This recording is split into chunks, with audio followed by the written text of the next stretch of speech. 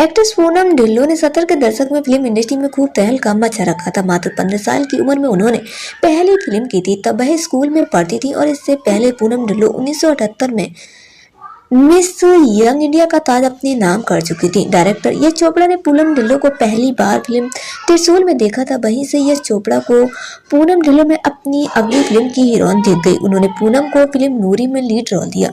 यह film blockbuster रही और इसने पूनम ढिल्लों को रातों रात स्टार बना दिया।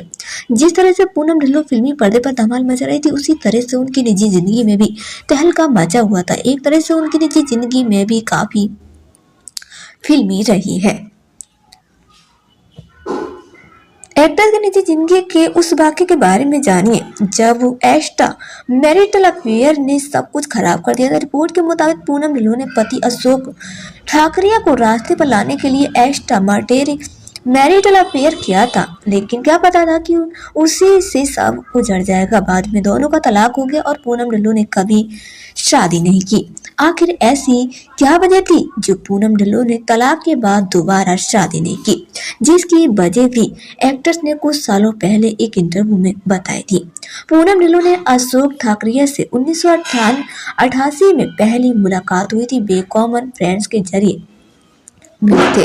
उसी वक्त पूनम ढिल्लों का डायरेक्टर राज सिप्पी से ब्रेकअप हुआ था। पूनम ढिल्लों ब्रेकअप के दर्द से उबर भी नहीं पाए थे कि पिता भी चल बसे।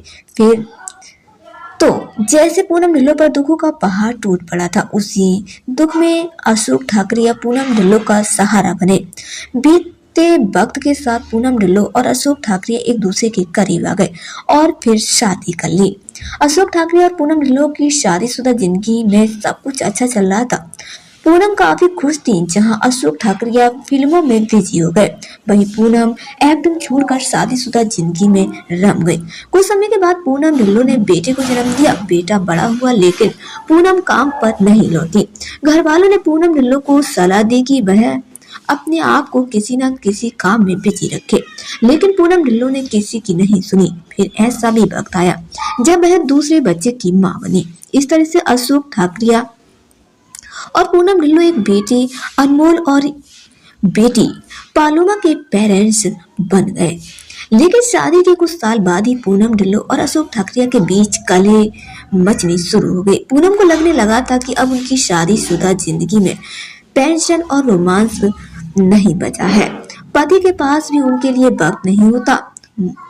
मसाला.com की रिपोर्ट के अनुसार पूनम ढिल्लों को इस बात की शिकायत थी कि उनके पति के पास रविवार का दिन भी नहीं होता जब वे साथ में वक्त बिता सके। पूनम ढिल्लों घर में बोर होती रहती और इधर अशोक ठाकरे अपने प्रोडक्शन के काम में बिजी हो गए। पूनम ढिल्लों ने मन बना लिया था कि उन्हें तलाक लेना है। अक्टूबर 1997 में पूनम ढिल्लों दोनों बच्चों को लेकर पति का घर छोड़कर मां के घर आ गए। पूनम ने तलाक के लिए वकीलों से मिलना शुरू कर दिया। इसी बीच अशोक ठाकरिया किसी और को डेट करने लगे। पत्नी पूनम के होते हुए भी उनका एक्स्ट्रा मैरिटल अफेयर शुरू हो गया, जिसने आग में घी डालने का काम किया। लेकिन पति को रास्ते पर लाने के चक्कर में पूनम ढिल्लों ने गलत कदम उठा लिया।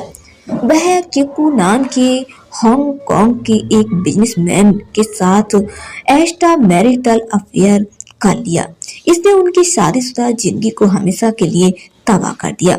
आज पूनम ढिल्लों सिंगल मदर है। जब उनसे एक बार पिंक विला से बातचीत में दोबारा शादी को लेकर सवाल किया गया तो एक्ट्रेस ने कहा था, दोबारा शादी तो बिल्कुल नहीं की और ना ही मैंने इस बारे में सोचा है। बस हुई ही नहीं, मुझे कोई ऐसा मिला ही नहीं जिसे मैं अपने दोनों बच्चों से ज्यादा तजुर्बा देती। मेरा फोकस मेरे बच्चों पर रहा है। पेरेंटिंग या अन्य चीजों के मामले में जब तक कोई इंसान मेरे घर में कोई खास वैल्यू लेकर नहीं आएगा, तब तक मैं भटकने या डिस्ट्रैक्ट होने की कोई वजह नहीं देती हूँ। ऐसे लोगों से मिली जो मुझे बहुत अच्छे लगे, लेकिन वो या तो टिक नहीं पाए या उनमें एक लाइफ पार्टनर की क्वालिटी नहीं थी। तो दोस्तों, आपको क्या लगता है कि पूनम ढिल्लों ने सही किया या गलत किया? हमें कमेंट करके जरूर बताइएगा।